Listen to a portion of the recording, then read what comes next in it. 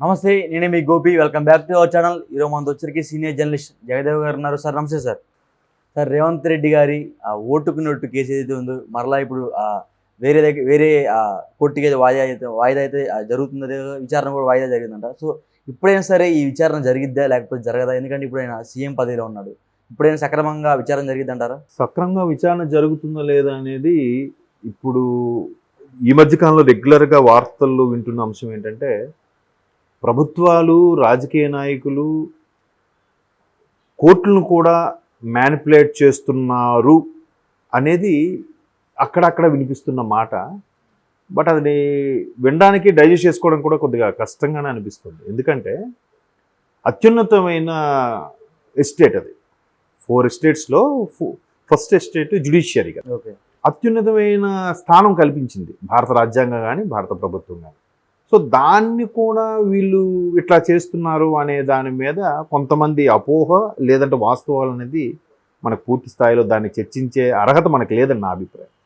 అయితే ఇది ఓటుకు నోటు వ్యవహారం చాలా ఏళ్ళుగా నడుస్తుంది. బీఆర్ఎస్ ప్రభుత్వం ఉన్నప్పుడు అది కావాలని ఇరికించారు అనేది. ఎందుకు అనంటే ఎమ్మెల్యేలను కొనవడము, లేదంటే వాళ్ళని బతిమాలుకోవడము, లేదంటే మా పార్టీలోకి వస్తే నీకు ఇన్ని కోట్లు ఇస్తే వస్తామని అనడము, లేదంటే ఎమ్మెల్యేలే ఈ పార్టీ నుంచి ఆ పార్టీలోకి మారినప్పుడు పార్టీ ఫండ్గా ఇచ్చి పార్టీలోకి చేరడము సర్వసాధారణంగా జరుగుతున్న అంశాలు. ఇవాళ రేపు ఎక్కడ ఎటువైపు పార్టీ ఏ పార్టీ ప్రభుత్వం ఫామ్ చేస్తే ఆ పార్టీలోకి జంపింగ్లు ఎక్కువగా చూస్తుండే. ఇప్పుడు కూడా అదే జరుగుతుంది.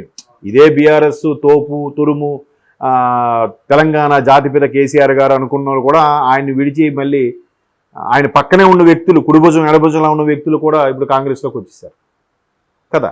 బెల్లం ఉంటే చేమలు చేరినట్టుగా వస్తున్నారు. బట్ వచ్చేటప్పుడు ఏమవుతుందంటే వీళ్ళు ఊరికే రారు. ఒకటి, వీళ్ళు ఫేవర్గా ఉండాలి, వీళ్ళు పనులు అవ్వాలి, మేము ప్రభుత్వంలో ఉన్నాము అని చెప్పుకోవడానికి ఒక పరపతి కోసం ఒక స్టేజ్. అంటే ఒక పదవిలో ఉన్నప్పుడు చుట్టూ ఒక మంది మార్పులు 100 మంది మనుషులు అందరూ ఉంటారు. రోజుకి ఎవడో ఒకడు కలుస్తూ ఉంటాడు. అన్న అది కావాలన్నా, అన్న ఇది కావాలన్నా. ఒక్కసారి పదవి పోయేసరికి ఒక్కడైనా తలుపు తడతాడా? ఆ పాలవాడు పేపర్ వాడు తప్ప గౌడు రాడు. అవునా కదా? అదంతా వీళ్ళు ఒక్కసారి మరి దానికి అలవాటు పడిపోవడం వల్ల ఏంటో దాన్ని డైజెస్ట్ చేసుకోలేరు. అరే లేదు, మళ్ళీ మనం గవర్నమెంట్ వైపు వెళ్ళాలి, సింపుల్ వెళ్ళిపోవడం. గవర్నమెంట్లో అవసరం ఉంటే ఓకే, అవసరం లేకపోతే మళ్ళీ ఇటు పార్టీ ఫండ్ ఇచ్చుకొని వెళ్ళాలి.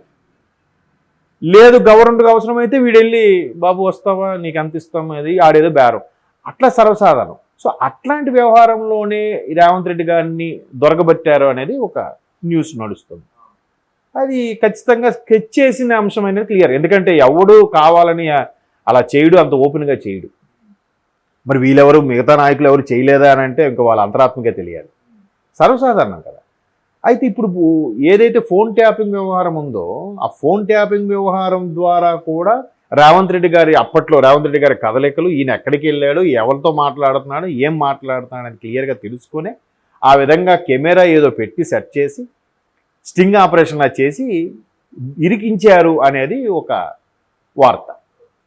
సో ఆయన నట్టింట్లోకి వెళ్ళి మరీ తీసుకొని వచ్చేసారు. ఆయన ఆ రోజు చాలా ఫీల్ అయ్యాడు. కూతురు ఎంగేజ్మెంట్ కూడా లేనట్టుగా అన్నాడు. ఆ రోజు సవాల్ చేశాడు, మళ్ళీ నేను ప్రతీకారం తీర్చుకుంటున్నా, దానికి తగ్గట్టుగా ఆయన ముఖ్యమంత్రి కూడా అయ్యాడు. చూడండి, అసలు అట్టు వేసి తిరగేసినట్టుగా ఆయన ప్లేస్లోకి ఈయన వచ్చాడు, ఈయన ప్లేస్లోకి ఆయన వెళ్ళాడు అన్నట్టుగా అనిపిస్తుంది. సో ఇక్కడ ఈ కోర్టులో ఉంటే ఇదైతే అంశం ఏదైతే ఉందో అప్పుడు బీఆర్ఎస్ నాయకులు ఏదో చేశారు. ముఖ్యంగా జగదీష్ రెడ్డి గారు, సత్యవతి రాథోడ్ గారు వాళ్ళు పిటిషన్ కూడా వేశారు గత కొద్ది నెలలుగా కిందట. ఎప్పుడో పక్క రాష్ట్రంలో ఏదో ఒకటి, మళ్ళీ ఆంధ్రప్రదేశ్లో కాదు మధ్యప్రదేశ్కు ఎక్కడికో మార్చారు, అక్కడికి వేయండి అని వేస్తే సుప్రీంకోర్టు సమన్లు కూడా ఇచ్చిందంట. హైకోర్టుకి ఇచ్చింది, రాష్ట్ర ప్రభుత్వానికి కూడా ఇచ్చిందంట. బట్ ఏమి రిప్లై లేదు. అదే చెప్తున్నాను కదా, కోర్టులు ఒక జడ్జిమెంట్ పాస్ చేసినా లేదా ఒక రూల్ పాస్ చేసినా, ఒక స్టేట్మెంట్ ఇచ్చినా దాన్ని అమలు పరచాల్సింది, చేయాల్సింది ప్రభుత్వాలు, ప్రధానంగా లా అండ్ ఆర్డర్ చూసుకున్న పోలీసు. వాళ్ళేం చేయకపోతే ఏం చేస్తారు? ఇప్పుడు గతంలో కూడా అమరావతి సమయంలో ఆయన ఎవరు, గౌతమ్ సవాంగ్ గారు డీజీపీగా ఉండేవారు స్టార్టింగ్లో. ఆయన మీద అసలు ఎన్ని సందర్భాలు హైకోర్టు అక్షింతలు వేసిందో రోజు న్యూస్లో చూడటమే. మరి అమలు చేయాల్సింది ఎవరు? ఆయన తీసుకొని కింద స్థాయిలకు ఆర్డర్స్ పాస్ చేస్తే ఎక్కడెక్కడ సెటరేట్ చేస్తాడు. ఆయనే ఊరుకుంటే ఏమవుతుంది? అంతేగాని న్యాయమూర్తి గారు వచ్చి బాబు వీడి మీద ఫైన్ వేసాను 500 వీడికి జైలు శిక్ష విషయాలు చెప్పి న్యాయమూర్తి గారు వెళ్ళి జైల్లో పెట్టరు కదా. అట్లా అయిపోయింది. కాబట్టి పక్క రాష్ట్రంగా మారిస్తే వాస్తవాలను బయటకు వస్తాయి కదా అని జగదీష్ రెడ్డి గారు, సత్యవతి గారు వేశారని న్యూస్లో చూశాను నేను. మేబీ చూద్దాం. అలా అయితే అనుకుంటే జగన్మోహన్ రెడ్డి గారి వ్యవహారం కూడా హైదరాబాద్ కోర్టు కాకుండా అటు మద్రాసుకో లేకపోతే పక్క రాష్ట్రం ఏదో మార్చిందని కూడా RRR గారు రఘురామకృష్ణరాజు గారు కూడా పిటిషన్ పెట్టారు. మరి దాని గురించి ఏమైంది? ఎక్కడ క్లారిటీ, ఏ అంశము లేదు, ఎవరేం మాట్లాడలేదు. అదేవిధంగా ఇప్పుడు ఢిల్లీ నుంచి అమిత్ షా గారి మీద కొన్ని ఏదైతే ఫేక్ వీడియోస్ ఉన్నాయో దాని నుంచి అతని మీద రేవంత్ రెడ్డి గారి నోటీసులు కూడా అవును, రిజర్వేషన్ సంబంధించి. అవును, దాని గురించి ఏం చెప్తారు? రిజర్వేషన్ సంబంధించి కూడా అసలు యాక్చువల్గా 1వ తేదీకి హాజరు అవ్వాలని చెప్పి ఏదో వచ్చాయి నోటీసులు వచ్చాయి. బట్ ఆయన చెప్పాను కదా, నేను మొన్న చెప్పినప్పుడు కూడా అదే చెప్పాను. ఇప్పుడు ఆయన స్టేట్మెంట్ ఇచ్చారు, దేన్ని ఒక వీడియో చూసి స్టేట్మెంట్ ఇచ్చారని చెప్తాడు ఆయన. ఆ వీడియో చేసింది నేను కాదు, లేదా ఎడిటర్ ఎవరు నాకు తెలియదు. గాంధీ భవన్ నుంచి ఆ వీడియో వెళ్ళిందని కొన్ని వార్తలు వస్తాయి. గాంధీ భవన్ నుంచి వెళ్ళినా కూడా ఆ ఛానల్ గాంధీ భవన్ నుంచి ఏ ఛానల్కి వెళ్ళింది? గాంధీ భవన్ నుంచి పంపించిన వ్యక్తి ఎవరు?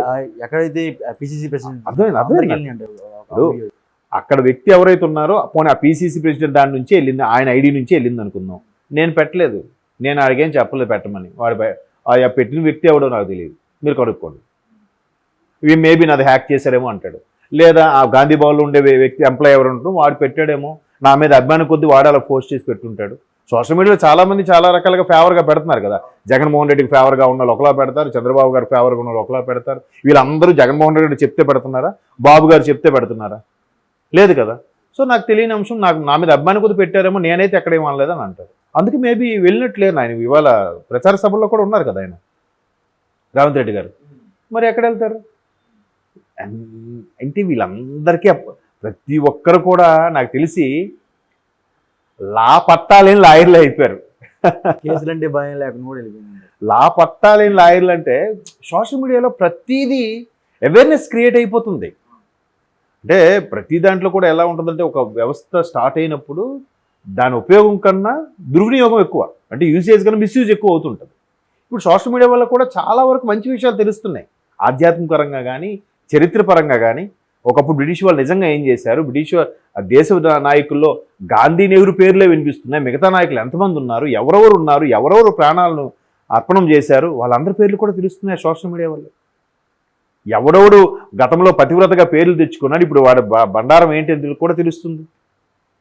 ఎక్కడ గుడి ఉంది, ఎక్కడ బడి ఉంది, ఎక్కడ మసీదు ఉంది, అవి కూడా తెలుస్తున్నాయి బికాజ్ ఆఫ్ సోషల్ మీడియా. కొన్ని సోషల్ మీడియాలు క్రియేట్ చేయబడుతున్నాయి, ఎట్లా ఉందట ఎట్లా ఉందంటే ఇదేదో ఫేక్ లాగా ఉంది. ఎందుకంటే దానికి ఎగ్జాంపుల్ షిరిడి సాయిబాబా గారి బర్త్డే. ఒకడెవడో షిరిడి సాయిబాబా గారు ఫలానా రోజు పుట్టాడని చెప్పి దాని బర్త్డే కూడా చేసేస్తున్నారు. యాక్చువల్గా ఆయన ఎప్పుడు పుట్టారో ఎలా పుట్టారో అని ఎవరికి తెలియదు, నిజంగా ఏ మతస్థులు కూడా తెలియదు. చాలామంది ఆయన ముస్లిము అందుకే మసీదులో ఉన్నాడు అంటారు, ఆయనకి చెవి కుట్లు ఉన్నాయి కాబట్టి అందుకే హిందూ అని అంటారు. కాదు, ఆయన ఎప్పుడు చెప్పుకోలేదు మతం. కాకపోతే ఆయన నోటి నుంచి అట్లా అల్లా పేరు వచ్చి కానీ ముస్లిం అని అనేస్తారు. ఒక సినిమాలో డైలాగ్ కూడా ఉంటుంది, ఆయన ముస్లిం గురువు అయినా సరే మా హిందువులను పూజిస్తున్నారు అని చెప్పి ఒక పెద్ద ఆయన డైలాగ్ రాశాడు. కానీ అది తప్పదు. అంటే కొన్ని సోషల్ మీడియాలో ఇలాంటి రాంగ్ కూడా క్రియేట్ చేయబడుతున్నాయి, కాదనట్లేదు. కాకపోతే మీరు అన్నట్టు ప్రతి ఒక్కరు దీనివల్ల ఈ ఇన్ఫర్మేషన్ అన్నీ తెలియడం వల్ల పట్టాలేని లాయర్లు అందరూ అయిపోతున్నారు. చట్టంలో ఉండే లూప్ హోల్స్ కూడా దాన్ని పట్టుకొని రన్ అయిపోతున్నారని అనిపిస్తుంది. మేబీ మరి సామాన్యుడే తప్పించుకుంటున్నా లేనిది నిజంగా ముఖ్యమంత్రి స్థాయి ఉన్న వ్యక్తికి ఆయన తెలివితేటలు ఉండవా? అంటే రిజర్వేషన్ అంశం బీజేపీకి చాలా పెద్ద ఎఫెక్ట్ పడబోతుందనే ఉద్దేశంలోనూ మరే ఇతర కారణాల వల్ల దాన్ని సీరియస్గానే తీసుకున్నారు. వాళ్ళు ఎక్కడ క్యాన్సిల్ చేస్తామని నేను చెప్పలేదే. ఇంకా సిఏఏ మీద అయితే ఉంది కానీ వాళ్ళకి రిజర్వేషన్ గురించి ఎప్పుడు వాళ్ళకి లేదు. ఈ ఇంపాక్ట్ బీజేపీ వాళ్ళ మీద కాదు, ఆర్ఎస్ఎస్ విహెచ్పి వాళ్ళ మీద కూడా వెళ్ళింది. వాళ్ళు కూడా రిజర్వేషన్ తీయించేస్తామంటున్నారు అన్నట్టుగా కూడా అన్నారు. దానికి మోహన్ భగవత్ గారు కూడా స్టేట్మెంట్ ఇచ్చారు, మేము ఎప్పుడు రిజర్వేషన్లకి తీసేస్తామనలేదు అన్నట్టుగా. కాబట్టి చూద్దాం. రేవంత్ రెడ్డి గారు ఇంకా మరి జగన్మోహన్ రెడ్డి గారు 10 ఏళ్ళుగా బెయిల్ మీద ఉండి ఆయనే అది ఇది చేసుకున్నప్పుడు ఈయన మరి మొన్న ముఖ్యమంత్రి అయ్యారు కదా, ఇంక ఈయన ఎలా నడిపిస్తారో చూడాలి. Okay sir, thank you sir.